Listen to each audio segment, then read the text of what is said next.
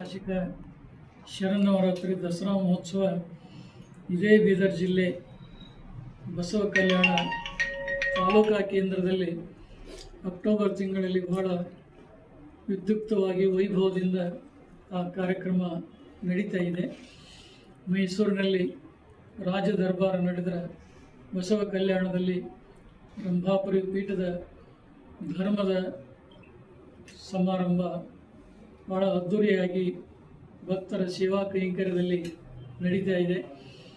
ಈಗಾಗಲೇ ಅದಕ್ಕೊಂದು ಸ್ವಾಗತ ಸಮಿತಿಯನ್ನು ರಚನೆ ಮಾಡಿ ಆಯಾ ಜವಾಬ್ದಾರಿಗಳನ್ನು ಉಪಸಮಿತಿಯವರಿಗೆ ಕೊಡುವುದರ ಮೂಲಕ ಕಾರ್ಯಕ್ರಮವನ್ನು ಅತ್ಯಂತ ಯಶಸ್ವಿಗೊಳಿಸುವಂಥ ಉದ್ದೇಶವನ್ನು ಹೊಂದಿದ್ದಾರೆ.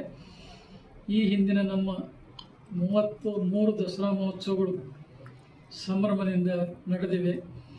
ಬಸವ ಕಲ್ಯಾಣದಲ್ಲಿ ನಡೆಯುವಂಥ ದಸರಾ ಸಮಾರಂಭ ಈ ಹಿಂದಿನ ಎಲ್ಲ ದಸರಾ ಮಹೋತ್ಸವದ ದಾಖಲೆಗಳನ್ನು ಮೀರಿ ಒಂದು ಹೊಸ ಇತಿಹಾಸವನ್ನು ನಿರ್ಮಾಣ ಮಾಡ್ತಾ ಇದೆ ಅನ್ನುವಂಥ ಒಂದು ಆತ್ಮವಿಶ್ವಾಸ ನಮಗಿದೆ.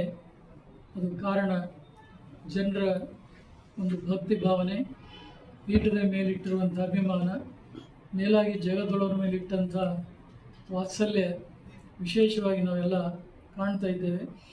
ಆ ದಸರಾ ಮಹೋತ್ಸವದಿಂದ ಇಡೀ ಜಿಲ್ಲೆಯಲ್ಲಿ ಒಂದು ಹೊಸ ವಾತಾವರಣ ನಿರ್ಮಾಣಗೊಳ್ಳುವುದೆಂಬ ಆಶಾದಾಯಕ ಭಾವನೆಯು ನಮ್ಮದಾಗಿದೆ. ಅಂಥ ಒಂದು ದಸರಾ ಮಹೋತ್ಸವದಲ್ಲಿ ಜಾತಿ ಮತ ಪಂಥಗಳೆನ್ನದೇ ಎಲ್ಲ ವರ್ಗದ ಜನರು ಅಲ್ಲಿ ಪಾಲ್ಗೊಂಡು ಆ ಸಮಾರಂಭದ ಪ್ರಯೋಜನವನ್ನು ಪಡೆಯುವಂಥವರಾಗಬೇಕು ಅನ್ನುವಂಥ ಒಂದು ಸೂಚನೆಯನ್ನು ಈ ಸಂದರ್ಭದಲ್ಲಿ ಕೊಡಮಾಡ್ತಾ, ಬರಲಿರುವಂಥ ಹೊಸ ವರ್ಷದ ಯುಗಾದಿ ಹಬ್ಬ ಈ ನಾಡಿನ ಜನತೆಗೆ ಸುಖ, ಶಾಂತಿ, ನೆಮ್ಮದಿಯನ್ನು ಉಂಟು ಮಾಡಲಿ ಅಂತೇಳಿ ಹೃದಯ ತುಂಬಿ